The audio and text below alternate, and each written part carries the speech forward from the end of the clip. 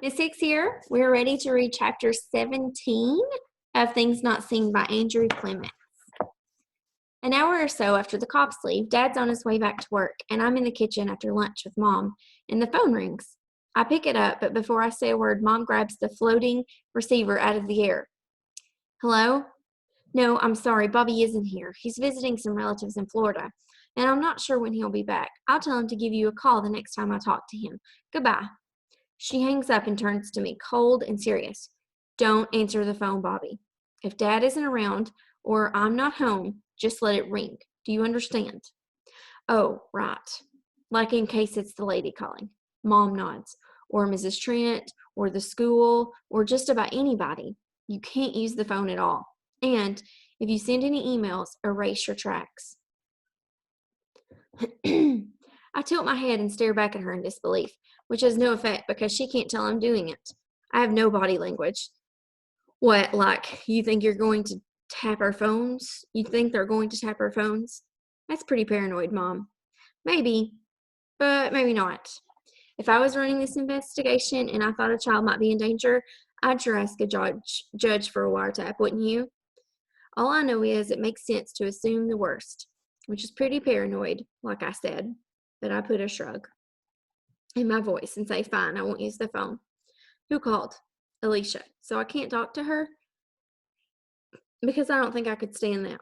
Mom reaches into her purse and hands me her cell phone. Use this, and you can give Alicia that number, okay? I go up to my room and call Alicia. I'm glad she called because I've got this idea I want to bounce off her. It's a pretty wild idea, and I don't want her to think I'm nuts. After she answers, she said, so how's everything in Florida? And for a few minutes, I forget about my crazy idea because there's plenty of other stuff to talk about. I say, very funny. And then I tell her about the search party. When I'm done, she's not laughing anymore. The lady really said your mom and dad could go to jail. No, not exactly, but she said there could be criminal prosecution. And that means you'd get arrested, and when you get arrested, they take you to jail. So it's the same thing. She's quiet for a few seconds. Then she says, guess what book I finished listening to? I don't know, something a little lighter than the Scarlet Letter, like maybe Winnie the Pooh? I have no idea. The Invisible Man by H.G. Wells. Oh, and you're reading this because of me, right? Of course. I'm deeply honored. So, how is it? Creepy. I think H.G. Wells has some serious issues. All his books are about wackos who try to take over the world. This character he made up is a real nutcase. But the part about how the man made himself disappear is pretty interesting. You should read it. I'd rather have you give me a summary. Because you're lazy? Right. And because it's hard for me to check books out of the library right now. Okay, fine. So this half-crazy albino guy feels like a freak, but he's also kind of a genius. And he starts studying light and the way light works.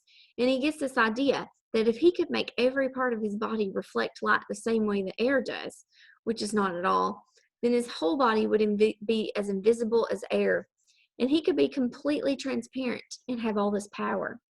For him, it's all about the power. And he mixes up all these chemicals that can change the way his body reflects light. And he drinks this humongous drug cocktail, and he feels like he's going to die, and he passes out.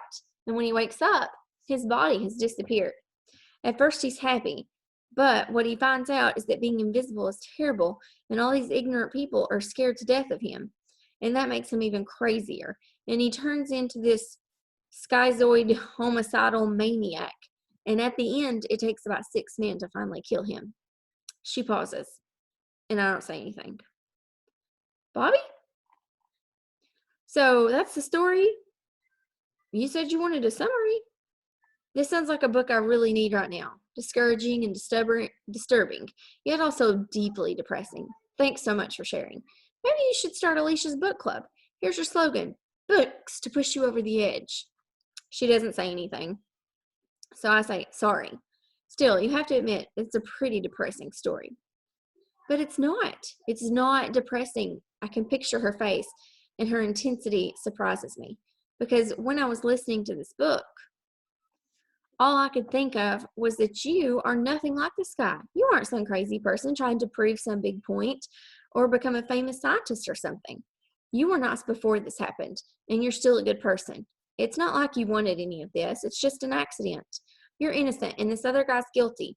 Plus, he doesn't trust anybody, and that's not like you. This guy is all on his own because he's so selfish. You're not alone like he was. Like your mom and dad. They would go to jail just to keep you safe. You have people who care about you and want to protect you. People like you. That stops her. Well, yeah. Now she's blushing, I'm sure of it. I say, you've really thought about this, haven't you? In case you haven't noticed, Bobby, I really think about everything. Just because I'm blind doesn't mean I'm stupid. Her sarcasm doesn't bother me anymore. Besides, it's my fault for getting personal. So I say, I think you're right about this being an accident. But my dad says there's no such thing as an accident. He says that there's only cause and effect. So anyway, I got this strange idea this morning, and I want to know if you think it's stupid, okay? Sure. You know how when something bad happens, everybody says, of all the people in the world, how come this had to happen to me? Well, I'm lying on my bed early this morning reading an article in Time magazine about people who have had UFO abduction experiences. And I read that until the media got going on this. All these people, hundreds of them, they all kept quiet about it because they thought it only happened to them. And I look at myself at all this and I think, what makes you so sure this is only happening to you? Maybe going invisible has happened to other people too. Maybe lots of people. And everybody's keeping it a secret and thinks he's the only one in the world with this problem. Alicia says, so you're saying maybe there's this whole squad of other invisible people out there somewhere. That's pretty hard to believe. Is 5 invisible people harder to believe than just one? Is 5 or 10 or 100 any weirder than one? Okay, think about this. Do you and your dad ever talk about life in outer space? Alicia snorts. Are you kidding? My dad's a nut about that. He says because there's life here on Earth, there must be life from other places in the universe too. The universe is so huge. He says it's stupid to think that Earth is the only place with intelligent life. Exactly. Because the same thing that caused life here probably caused it to happen somewhere else, right? So here I am, and I've gone invisible without trying to, and something had to cause it. And maybe the same causes did it to someone else as well, like life on some other planet. It's not so crazy. I'm not trying to sound too excited about this, but I am. I just want to point out the science that they're integrating into this story. Now, keep in mind, very obviously, this is a fictional story, but they keep talking about science. They talk about cause and effect, and then they're talking about refraction and reflection, and even mentioned in that book that Alicia was talking about that they used chemistry stuff. So they're looking at other ideas here, and now they're talking about if there's life on other planets. Well, I don't necessarily believe that's true, but they are throwing a lot of science into this book. And they're also throwing literature because they're talking about all the other books that they're reading. And that's one of the things that makes this book special to me is all the different subjects that they're encompassing in this one story.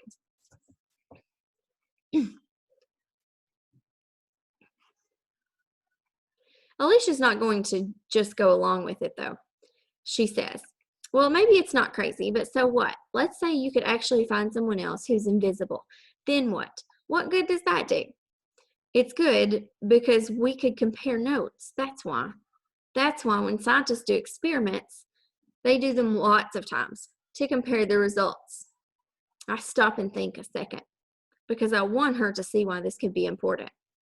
Then I say, okay, when you lost your sight, did the doctors ever talk about other cases? Cases like yours?